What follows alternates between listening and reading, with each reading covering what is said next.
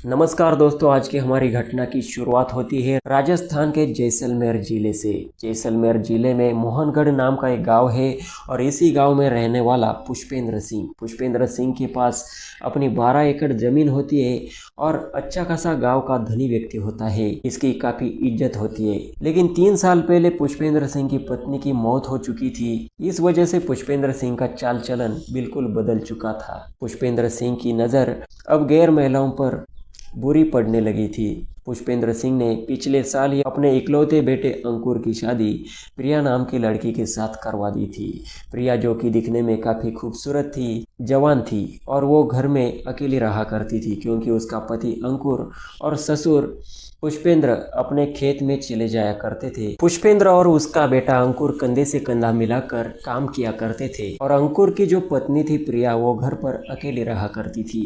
एक दिन जब पुष्पेंद्र अपने खेत पर अकेला बैठा हुआ था तो गांव की एक विधवा महिला थी कमला। कमला पुष्पेंद्र के पास आ जाती है। पुष्पेंद्र से कहती है कि मालिक, मुझे 5,000 रुपये कर्जा दे दो। पुष्पेंद्र उसकी तरफ देखता है, उसे निहारता है, उसकी खूबसूरती निहारता है। पुष्पेंद्र उसे कहता है कि तुझे 5,000 किस लिए चाहिए, तो कमला बोलती है कि मुझे लाइट बिल भरना है, नहीं तो मेरा मीटर काट दिया जाएगा।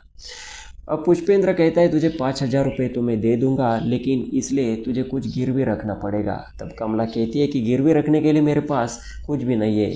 तब पुष्पेंद्र कहता है कि गिरवी रखने के लिए तेरे पास एक चीज़ है और वो चीज़ मुझे बेहद पसंद है। कमला पुष्पेंद्र की बात समझ जाती है और कमला पुष्पेंद्र को कहती है ठीक है मालिक, मैं आपकी सेवा में हाजिर हूँ।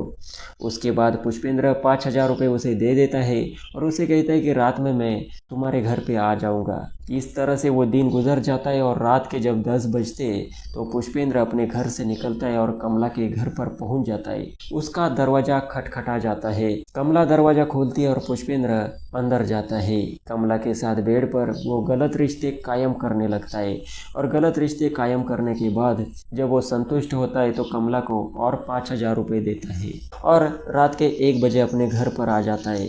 पुष्पेंद्र को किसी ने देखा नहीं था और किसी को कानों कान इस बात की खबर भी नहीं थी। अब पुष्पेंद्र को कमला की ऐसी बुरी आदत लग जाती है। पुष्पेंद्र हर तीसरे चौथे दिन कमला के घर पर जाया करता था और उसके साथ गलत रिश्ते बनाया करता था और कमला पर पानी की तरह पैसे भी बहाया करता था। एक दिन पुष्पेंद्र कमला के घर पर जा रहा था, उसके दरवाजे पर खड़ा था। तभी उसका बेटा अंकुर, जो कि खेत में पानी देने के लिए गया हुआ था, वो घर पर आ रहा था। तभी उसने देखा कि उसके पिताजी कमला के घर पर जा रहे हैं, वो भी रात के 10 बजे। अंकुर वहाँ पर उसके पिताजी को कुछ नहीं कहता, लेकिन घर पर आकर अपनी पत्नी प्रिया से कहता है कि तुम्हारा जो ससुर है वो गलत राह पर चल चुका है। वो कमला के साथ कुछ गलत कामें करने लगा है, कमला के ऊपर पैसे खर्च करने लगा है। तब प्रिया कहती है कि तुम्हारे जो पापा है वो मेरे ऊपर भी गंदी नज़र डालते। अब अंकुर को रात भर नींद नहीं आती और उधर उसके पिताजी कमला के साथ मस्त मशगूल थे। रात के 2 बजे के बाद पुष्पेंद्र कमला के घर से निकलकर अपने घर पर आता है, लेकिन यहाँ पर उसके बेटे अंकुर को नींद नहीं आ रही थी। अंकुर जब देखता है कि उसके पिताजी यहाँ पर आए हैं तो अंकुर अपने पिताजी को कहता है कि आप ये गलत काम करना छोड़ दो, समाज में हमारी बदनामी होगी और आप उस कमला पर बहुत सारे पैसे भी उड़ा रहे हो। तब पुष्पेंद्र भी अपने बेटे की बात सुनता है और उसे कहता है कि आज के बाद ये काम मैं नहीं करूँगा। ऐसे ही सब कुछ ठीक ठाक चलने लगता है। पुष्पेंद्र अब कमला के घर पर नहीं जाता। लेकिन एक दिन का वक्त होता है, सुबह के 10 बज चुके थे। पुष्पेंद्र और उसका बेटा अंकुर खेत पर गए हुए थे। पुष्पेंद्र वहाँ पर बैठा हुआ था और अंकुर चारा काट रहा था। चारा काटते काटते अंकुर के पाँव पर एक सांप काट लेता है। सांप वहाँ से जाने लगता है। तभी अंकुर की नज़र सांप पर पड़ती है तो अंकुर को पता चलता है कि सांप ने मुझे काट लिया है। वो अपने पिताजी पुष्पेंद्र को कहता है कि सांप ने मुझे काट लिया है, तो पुष्पेंद्र भी डर जाता है। गांव में एक लड़के को कॉल करके गाड़ी बुलवा लेता है और अंकुर को अस्पताल में लेकर जाता है।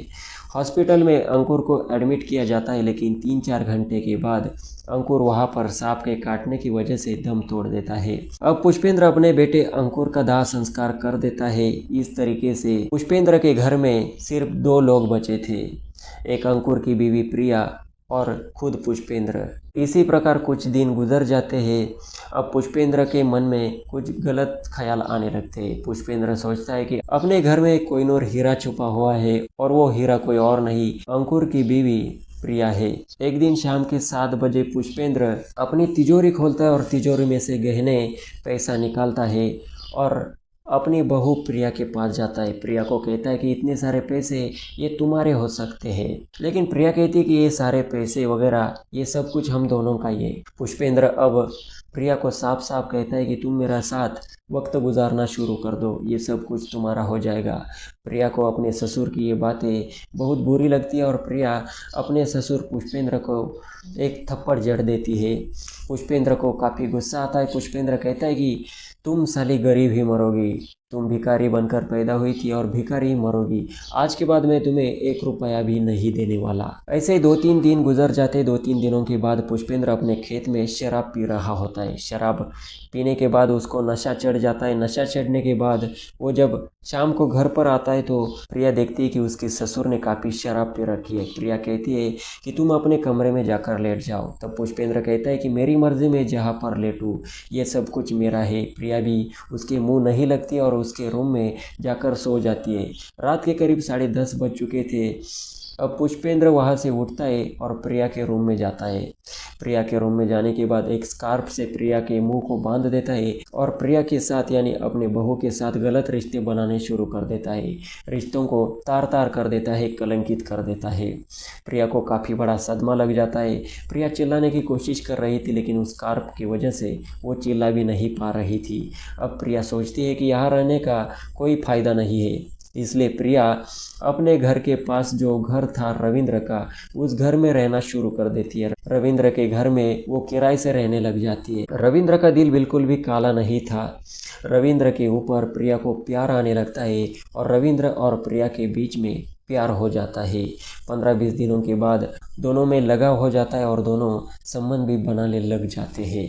इस बात का पता गांव वालों को पता चल जाता है और गांव वालों के साथ साथ प्रिया के ससुर पुष्पेंद्र को भी इस बात का पता चलता है। पुष्पेंद्र बहुत बौखला जाता है, गुस्सा हो जाता है। अब पुष्पेंद्र ने ठान ली थी कि रविंद्र और अपनी बहू प्रिया को वो जान से मार कर ही रहेगा। एक दिन जब वो खेत में जा रहा था तो उसकी नज़र एक सपेरे पे पड़ती है। सपेरा जिसका नाम मोहन था। पुष्पेंद्र मोहन से कहता है कि तुम्हारे पास जहरीले सांप है क्या? तब मोहन कहता है कि मेरे पास बहुत जहरीले सांप है। तब पुष्पेंद्र कहता है कि मुझे 2 जहरीले सांपों की ज़रूरत है। अब मोहन कहता है कि तुम्हें ये 2 जहरीले सांपों के लिए 5,000 रुपये देने पड़ेंगे। तब पुष्पेंद्र कहता है कि 5 क्या, मैं 10,000 भी दे सकता हूँ, और मेरा काम अगर तूने किया तो मैं तुझे और 20,000 दे सकता हूँ।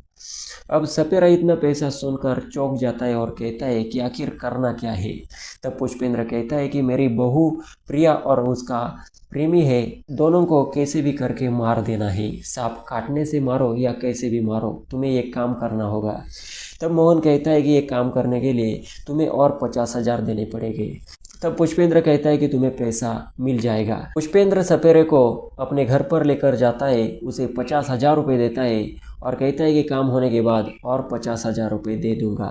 पुष्पेंद्र रविंद्र का घर सपेरे को दिखाता है। रात के 10 बजे सपेरा, मोहनलाल और पुष्पेंद्र रविंद्र के खिड़की पर जाते हैं और खिड़की से सपेरा 2 जहरीले सांप रविंद्र के घर पर छोड़ देता है और उसके बाद पुष्पेंद्र के घर पर आज आकर शराब पीना शुरू कर देते हैं। वहाँ रविंद्र के घर पर रविंद्र अब प्रिया से प्यार करने लगा था। उन दोनों के बीच गलत रिश्ते भी बनने शुरू हो गए थे। तभी रात के 11 बजे दोनों संबंध बना रहे थे। दोनों के शरीर पर एक भी कपड़ा नहीं था, लेकिन उसी दरमियान उनके खिड़की से 2 जहरीले सांप उनके बेड पर आ चुके थे और देखते ही देखते रविंद्र का हाथ एक जहरीले सांप पर पड़ा था और उस सांप ने रविंद्र के हाथ पर काट लिया था। तभी देखते देखते प्रिया के गुप्तांग पर यानी उसकी प्राइवेट पार्ट पर भी एक सांप ने काट लिया था। प्रिया ने जब देखा कि उसके प्राइवेट पार्ट पर सांप ने काटा है और उसे काफ़ी जलन हो रही है, तकलीफ हो रही है, तो प्रिया काफ़ी डर गई थी और चिल्लाने लगी थी। तभी रविंद्र उसे कहने लगा था कि मैं तुम्हें हॉस्पिटल लेकर जाऊंगा, लेकिन इतने में रविंद्र जैसे तैसे 10 मिनट आने के बाद दम तोड़ देता है और उसके 5 मिनट के बाद प्रिया भी नग्न अवस्था में दम तोड़ देती है। ऐसी तैसी वो रात गुजर जाती है।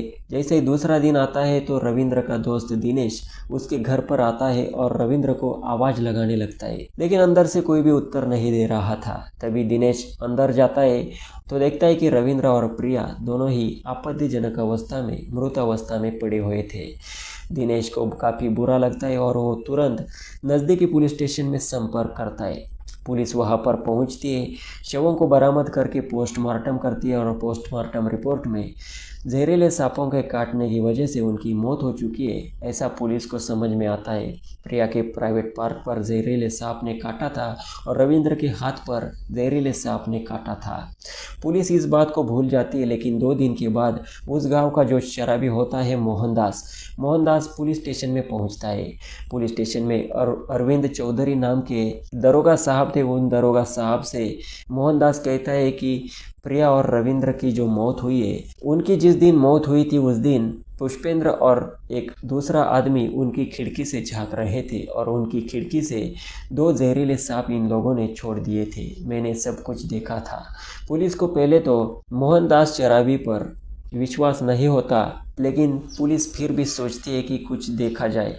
तो पुलिस पुष्पेंद्र के घर पर पहुंचती, उसको अरेस्ट करती है और पुष्पेंद्र को पुलिस स्टेशन में लाकर उसकी पूछताछ शुरू हो जाती है। पुष्पेंद्र इधर उधर की बातें बताता है, लेकिन पुलिस को जब शक होता है तो उसकी पिटाई कर देते हैं। पिटाई करने के बाद पुष्पेंद्र पहले से आखिर तक पूरी कहानी पुलिस को बता देता है। उस कहानी में वो मोहन सपेरा का भी नाम लेता है।